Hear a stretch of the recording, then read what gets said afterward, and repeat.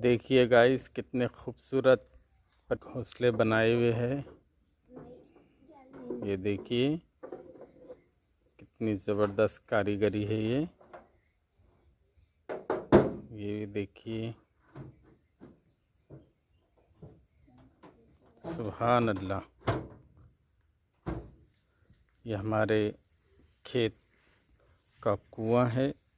इस कुएं में उगे हुए इस छोटे से पौधे पर परिंदों ने बेहतरीन घोंसले बनाए खूबसूरत से। ये मैं आपको कुएं की गहराई बताता हूँ। देखिए